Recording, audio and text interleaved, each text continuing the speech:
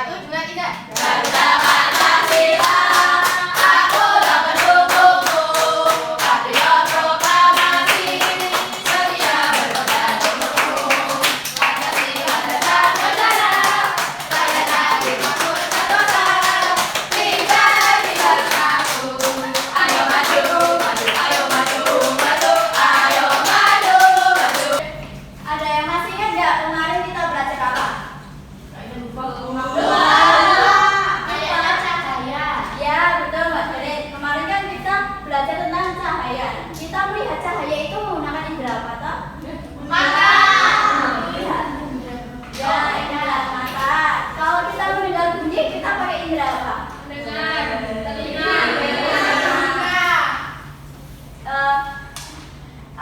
Coba kalian ke meja kalian. Ada bunyinya nggak? Ada. Mengatur meja kan ada bunyinya toh? Ada. Sekarang kita belajar tentang bunyi.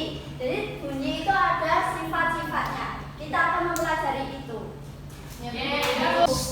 Jadi tujuan pembelajaran pada materi ini yaitu yang pertama, setelah melihat tayangan materi, peserta didik dapat menjelaskan sifat-sifat bunyi. Yang kedua, setelah melakukan percobaan, peserta didik dapat menganalisis perbedaan nada bunyi yang dihasilkan. Tadi kalian kan udah mencoba ya melakukan ketukan meja. Tadi ada bunyinya toh? Ada. Kalian tahu nggak bunyi itu apa? Suara. Ya, jadi bunyi itu merupakan hasil dari putaran suatu benda yang merambat dalam bentuk gelombang bunyi. Bunyi dihasilkan oleh benda-benda yang bergetar. Jadi bunyi itu adalah bunyi yang dihasilkan oleh benda-benda yang bergetar. Kemudian kalian tahu nggak sifat-sifat bunyi yang ada apa aja? Belum tahu. Sifat bunyi. Bunyi yang merambat disebut gelombang bunyi. Gelombang bunyi dapat merambat melalui zat padat, cair, dan gas. Perambatan berlangsung paling cepat melalui udara. Gelombang bunyi tersebut hampir sama seperti gelombang air. Nah, ya, gambar yang pertama ini gambar apa? Nih, yang ini.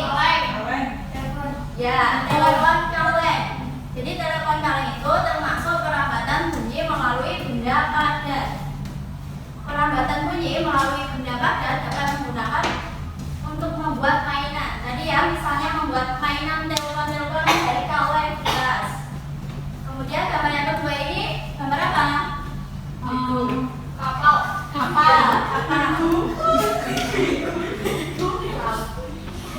Jadi ini merupakan contoh perambatan bunyi melalui benda cair. Ketika dua batu diadu di dalam air, bunyi yang ditimbulkan dapat kita dengar. Hal itu menunjukkan bahwa bunyi dapat merambat melalui zat cair. Jadi kita mempelajari dua sifat-sifat bunyi ya anak-anak. Ya. Yang pertama tadi apa? Melalui Benda benda padat. Yang kedua benda cair. Nah, dari materi tadi apakah ada yang ditanyakan? Belum. Nah, masalah yang akan dipecahkan anak-anak itu bagaimana bunyi merambat melalui media cair dan bagaimana perbedaan nada bunyi yang dihasilkan oleh masing-masing botol berdasarkan perbedaan jumlah air.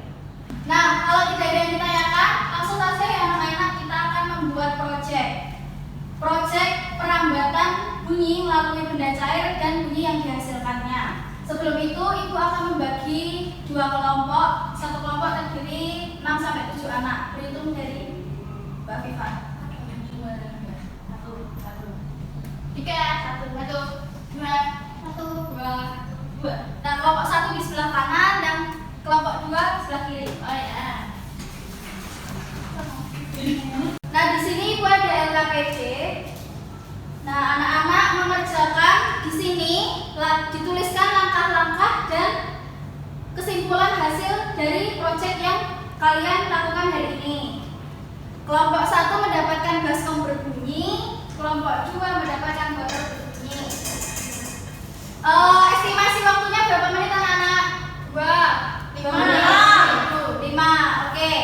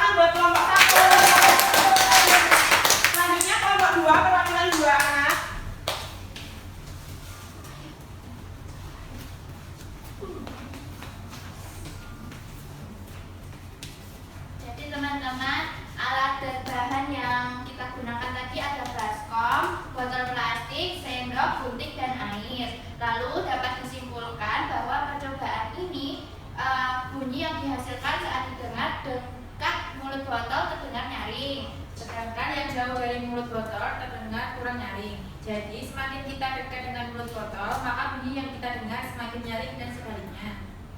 Betul ya teman-teman, tepuk tangan buat kelompok 2. Nah dari proyek yang sudah anak-anak lakukan tadi, kira-kira apa yang kalian rasakan saat mengerjakan proyek tadi? Senang. Ada yang kebingungan juga tadi saat mengerjakan? Jadi sudah paham semua ya? Sudah. Kira-kira ada kendala apa saja saat teman-teman melakukan proyek tadi? Gak ada. Wah, berarti lancar semua ya? Ya. Nah, kalau begitu dari percobaan yang sudah anak-anak lakukan tadi, dapat ditarik kesimpulan pada percobaan 1. Tadi kan baskom berbunyi, itu semakin kita dekat dengan mulut botol, maka yang bunyi yang kita dengar semakin nyaring, begitu juga dan sebaliknya. Nah, untuk kesimpulan pada percobaan kedua, semakin tinggi kolom air, maka akan semakin pendek kolom resonansi udara dan sebaliknya.